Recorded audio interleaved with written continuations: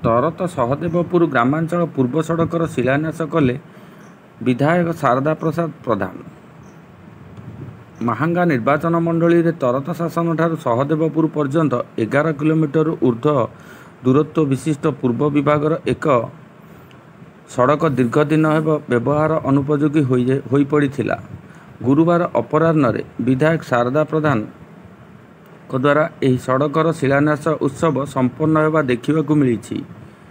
28 कोटी ऊर्ध्व टंका यह रास्ता पर मंजूर होईछि। आसंता 2025 में यही रास्ता निर्माण शेष होगाकू बीपी कंस्ट्रक्शन चुक्तिनामा स्वाक्षर करिसेंति। यही सड़क कार्य पूर्णांग हेले 7टी पंचायत 70,000 ऊर्ध्व जनसाधारण उपकृत हो पारिबे। निश्चित कहलु विश्ववल्लभ नंदन रिपोर्ट न्यूज ओडिशा।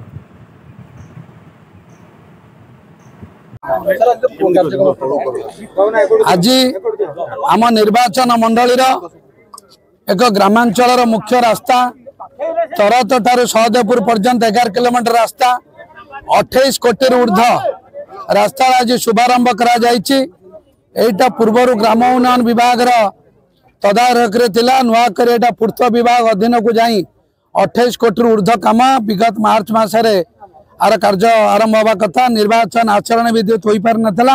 आज एटा शुभ उद्घाटन करा जायछि एवं आसंता काली ठारू ए जो शिलान्यास उत्सव पर आसंता काली ठारू आर कार्य आरंभ करा जिवो एवं 2025 में सुधा कार्यक्रम सरी जिवो। एपरि बहु कार्यक्रम आज आरंभ हबो एवं आमे जो रखिछु 2024-25 आर्थिक वर्ष रे 500 कोटी ऊर्ध्व उन्नयनमूलक कार्य आम अंचल हम। यहाँ आज 28 कोटी शुभारंभ मात्र।